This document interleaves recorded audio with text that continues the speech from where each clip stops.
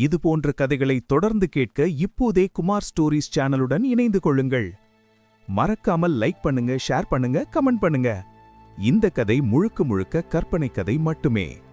வீரன் அத்தியாயம் 112. பிறகு அவள் ஆதித்யாவை பற்றி எண்ணினாள். இதை பற்றி நிச்சயமாக ஆதித்யாவிற்கு தெரிந்திருக்க வேண்டும். அவன்தான் ஒருமுறை யாழியை பற்றி என்னிடம் ஏதோ கூறினான். சரி, ஆதித்யா கண் திறந்தவுடன் அவனிடம் இதை கேட்டு தெரிந்து கொள்ளலாம் என்று எண்ணியவள், அரசே, நாம் இன்னும் எவ்வளவு நேரம் இப்படி தவிப்புடன் காத்து கொண்டிருக்க வேண்டும் என்றாள். கவலை கொள்ளாதே ராணி, என் தந்தை நிச்சயம் வருவார் என்று ராஜசிம்மன் உறுதியாக கூறினான். அதே சமயம் அந்த மருத்துவ அறையில் சுமித்திரை மற்றும் ஆதித்யாவின் நிலையை பார்த்து கொண்டே அமர்ந்திருந்த அந்த மூத்த முதியவரின் கண்களில் கண்ணீர் திரண்டது. திடீரென ஏதோ நினைவு வந்தவராய் அங்கிருந்த மருத்துவரை பார்த்து, மருத்துவரே, சற்றிங்கே வாருங்கள் என்று அழைத்தார். அங்கிருந்த இரு மருத்துவர்களில் ஒருவர் அவரிடம் வந்து, என்ன மூத்த அரசே, சொல்லுங்கள் என்றான். ஏதேனும் முன்னேற்றம் ஏற்பட்டதா என்று கேட்டார். மூத்த அரசே, இளவரசிக்கு இப்போது உடல் காயங்கள் அனைத்தும் குணமாகிவிட்டன. அவர் எப்போது வேண்டுமானாலும் கண் விழிக்கலாம். ஆனால் அவருக்கு முன்பிருந்த அதே சக்தி மற்றும் பலம் இப்போது இருக்குமா என்பது சற்று சந்தேகம்தான் என்றார். ஆதித்யாவின் நிலையை பற்றி சொல்ல மருத்துவருக்கு வார்த்தைகள் வரவில்லை. அவரது உடல் ஏற்கனவே குணமாகிவிட்டது. ஆனால் அவர் இன்னும் உணர்வு நிலைக்கு வர மறுக்கிறார். எங்களால் காரணத்தை கண்டுபிடிக்க முடியவில்லை. இன்னும் எவ்வளவு காலம் அவருக்கு ஓய்வு தேவை என்பதும் புரியவில்லை. உடல் ரீதியாக அவர் மிகவும் ஆரோக்கியமாகவும் வலுவுடனும் காணப்படுகிறார். ஆனால் அவரது சிந்தை இன்னும் இங்கே வரவில்லை. அவர் ஏதோ ஒரு ஆழ்ந்த மனப்போராட்டத்தில் இருக்கிறாரா என்பது அவருக்கு மட்டுமே தெரியும். இதை எமது மருத்துவத்தால் குணப்படுத்துவது சாத்தியமல்ல. அவரது உள்ளுணர்வு சக்தி மற்றும் மாய சக்திகளால் மட்டுமே அவரை மீண்டும் கண்விழிக்கச் செய்ய முடியும் என்றார். அதை கேட்ட மூத்த முதியவர் பெருமூச்சு விட்டார்.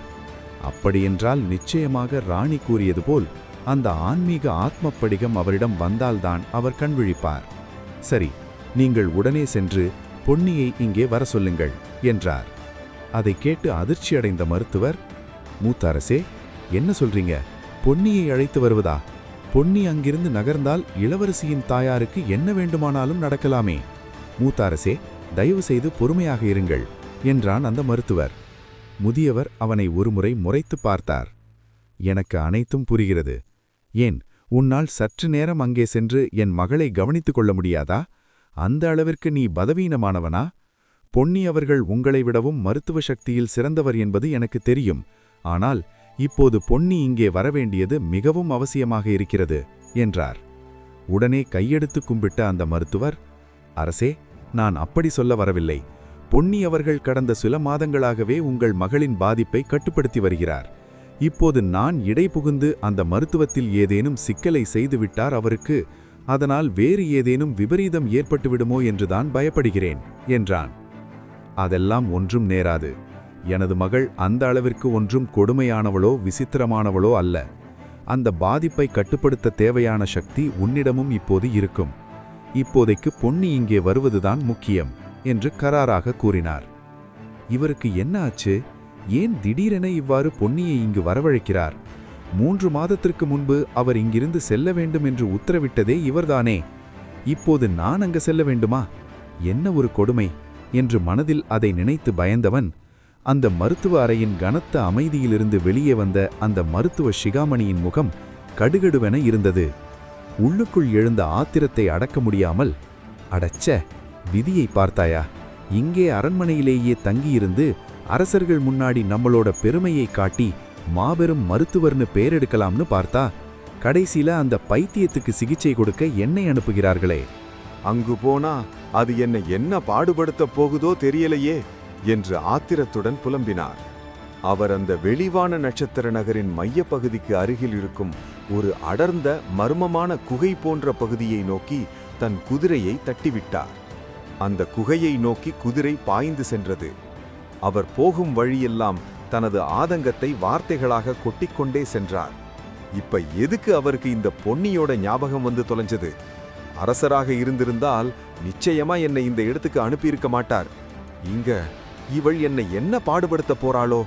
இளவரசியா இருந்த காலத்திலேயே அந்த பைத்தியம் என்னை அந்த பாடுபடுத்தினால் இப்போ பைத்தியமான இளவரசி என்ன செய்யப் போகிறாளோ என்று சோகத்தோடு அந்த சரிவான குகை வாசலை அடைந்தார்.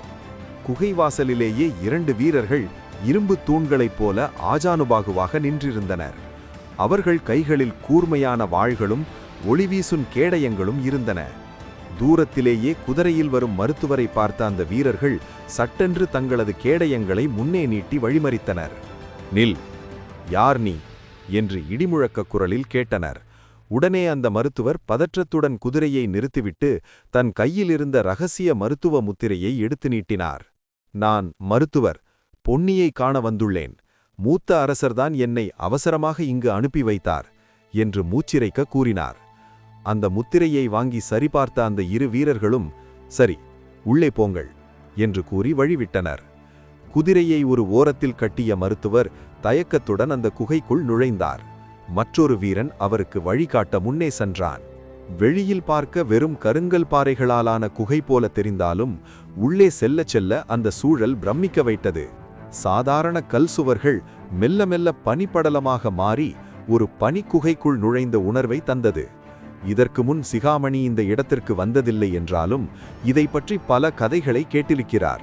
இந்த இடத்திற்கு ஒரு விசேஷ சக்தி உண்டு. இங்குள்ள பனிப்பாறைகள் மனிதர்களின் மனதிலிருக்கும் நச்சு மற்றும் விஷம் போன்ற தீய குணங்களை வெளியேற விடாமல் தங்களது குளிர் சக்தியால் அவற்றை கட்டுப்படுத்தி வைக்கும். குகையின் உட்புறத்தில் பல சிறிய அறைகள் இருந்தன. அந்த அறைகளில் இருள் சக்தியாலும் மாந்திரீக சக்தியாலும் பாதிக்கப்பட்டவர்கள் அடைக்கப்பட்டிருந்தனர். அவர்களின் கோரமான உருவங்களைக் கண்ட மருத்துவர் சிகாமணி பயத்தில் நடுங்க ஆரம்பித்தார். "இவ்வளவு ஆக்ரோஷமா இருக்காங்களே, இவங்களுக்கு நடுவுலா பொன்னி இத்தனை நாளா இருந்தா?" என்று நினைத்து வியந்தபடி முன்னேறினார். அப்போது அந்த வழிகாட்டி காவலன் கூறினான், "மருத்துவர் அவர்களே, ஒன்றும் பயப்படாதீர்கள். அவர்கள் இந்த பாதுகாப்பு வளையத்தை தாண்டி வர முடியாது. வாருங்கள், பொன்னி அவர்கள் இளவரசியுடன் இருக்கிறார்" என்று கூறி சுமத்திரையின் அம்மா இருக்கும் இடத்திற்கு அழைத்துச் சென்றான். "இதுக்குத்தான் நான் பயந்தேன். இந்த மாதிரி இடத்துக்கு வரக்கூடாதுன்னு நினைச்சேன். அதனால தான் அரசர்கள் கூட ராஜ்யத்துக்குள்ளேயே இருக்கணும்னு இருந்தேன். கடைசியா அந்த மூத்த அரசர் என்னை இங்கு அனுப்பிவிட்டாரே" என்று புலம்பியபடியே பொன்னி இருக்கும் இடத்தை அடைந்தார். அங்கே பொன்னி சுமத்திரையின் அம்மாவுக்கு தலைமுடியை அன்போடு வாரிக்கொண்டே பேசிக்கொண்டிருந்தார். "இளவரசி, இன்னைக்கு நீங்க என்ன செய்யலாம்னு திட்டத்துல இருக்கீங்க? இன்னைக்கு நம்ம பேசாம பரமபதம் விளையாடுவோமா?" என்று கேட்டார். அதற்கு இளவரசி சிணுங்கிக் கொண்டே, "எப்ப பார்த்தாலும் பரமபதம் இல்ல, வேற விளையாட்டு ஏதாவது சொல்லேன். ஏன் நம்ம வெளியே போகக்கூடாது?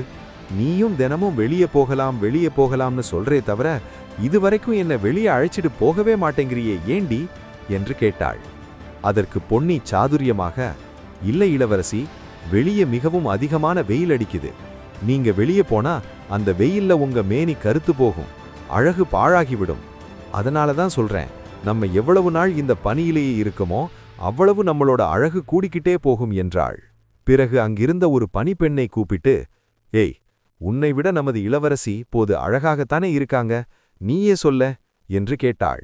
அந்த பணிப்பெண்ணும் உடனே, "ஐயோ, நேற்றை விட இன்று அழகு இன்னும் கூடியிருக்காங்க. ஆமாம் இளவரசி, கண்டிப்பா வெளியே மட்டும் போயிடாதீங்க. வெளியே ரொம்ப அதிகமா சூரிய வெளிச்சம் அடிக்கிறதுனால உங்க உடல் கருத்து போயிடும்" என்று வழிமொழிந்தாள். "நீங்கெல்லாம் தினமும் இப்படித்தான் சொல்றீங்க. ஒரு நாள் இல்ல ஒரு நாள் உங்களுக்கு தெரியாம நான் வெளியே போகத்தான் போறேன்" என்றாள் இளவரசி பிடிவாதமாக. பொன்னி விடாமல், "இல்ல இளவரசி, அவ்வாறு மட்டும் செஞ்சிடாதீங்க.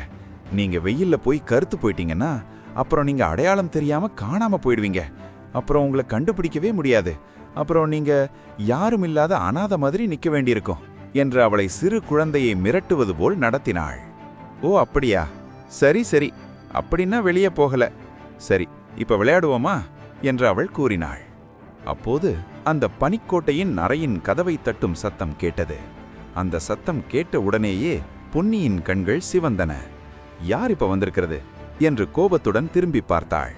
ஆனால் சட்டென்று தன் உணர்ச்சிகளை மாற்றிக்கொண்டு, "இளவரசி, ஒரு நிமிஷம், இதோ வந்து விடுகிறேன்" என்று கூறிவிட்டு எழுந்து கதவை திறந்தாள். வெளியே காவலனும் மருத்துவரும் இருப்பதை பார்த்து, "யார் இது?" என்று கோபத்துடன் கேட்டாள். காவலன், "மதிப்பிற்குரிய மருத்துவர் பொன்னி அவர்களே, இவரை மூத்த அரசர்தான் இங்கு அனுப்பியதாக கூறுகிறார்" என்றான். உடனே அந்த மருத்துவர் தன் கையிலிருந்த முத்திரையை காட்டி, "நான் மருத்துவர் சிகாமணி. உங்களை உடனே மூத்த அரசர் அரண்மனைக்கு வரச் சொன்னார். உங்களது உதவி அங்கு தேவைப்படுகிறதாம் என்றார். அதை கேட்ட பொன்னிக்கு ஆத்திரம் வந்தது. ஏன், உங்களால் அங்க ஒன்றும் பண்ண முடியாதா? பல மாதங்களாக நான் அங்கே வரணும்னு சொன்னபோது நான் இங்க தான் இருக்கணும்னு சொன்னாரே அந்த அரசர், இப்ப எதுக்கு என்ன திடீர்னு கூப்பிட்டு அனுப்புறாரு? உங்களாலே முடியாத விஷயம் அங்கே என்ன?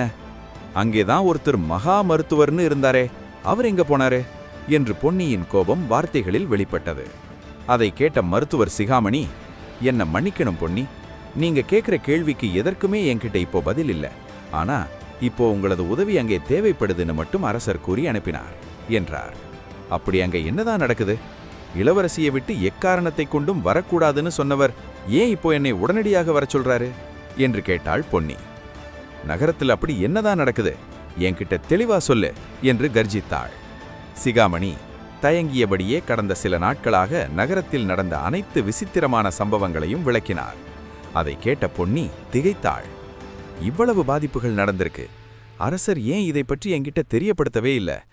ராணிக்கு கடந்த 3 மாதமா இந்த பிரச்சனை இருக்கிறது தெரிஞ்சும், இவர்கிட்ட இருந்து எல்லாருக்கும் பரவி இருக்குன்னு தெரிஞ்சும், எனக்கு பரவாத ஒரே காரணத்தினால்தான் என்ன இவங்க கூட இங்க இருக்க விட்டாரா?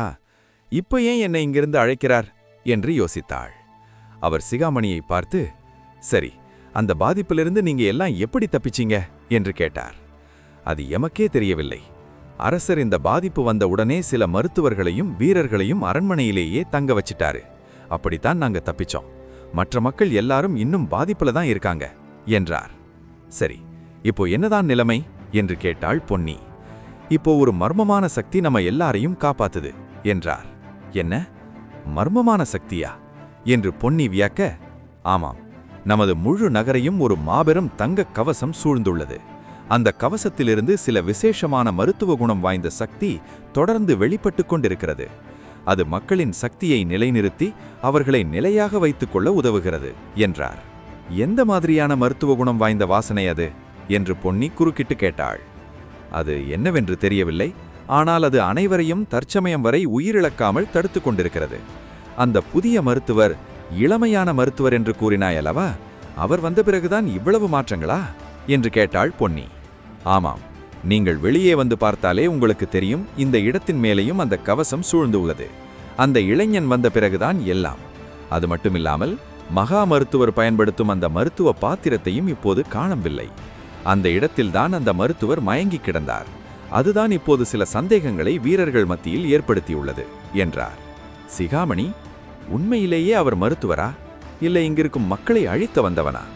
சரி, எதுவாக இருந்தாலும் சரி, அங்க போய் பார்த்துக்கலாம் என்ற பொன்னி சிகாமணியை பார்த்து, உனக்கு இளவரசியை எப்படி கவனித்துக் கொள்ள வேண்டும் என்று தெரியும் தானே என்று ஒரு புன்னகையுடன் கேட்டாள். கவலைப்படாதீங்க பொன்னி, நான் அவங்கள நல்லா பார்த்துக்கிறேன் என்றான். நல்லா நினைவு வச்சுக்கோ, எப்பயுமே உன் கண்ணு எதிரியாவே அவங்கள வச்சுக்கோ. நீ கொஞ்சம் அசந்தாலும் அவங்க இங்கிருந்து தப்பிச்சிடுவாங்க. அவங்களுக்கு இந்த இடத்தை விட்டு வெளியேறணும் அப்படிங்கிற ஆசைதான் அதிகம். ஒருவேளை அவங்க வெளியே வந்துட்டா அவங்கள கண்டுபிடிக்கிறது ரொம்ப கஷ்டம். அதை மட்டும் ஞாபகம் வச்சுக்கோ என்று கடுமையாக எச்சரித்தாள் பொன்னி.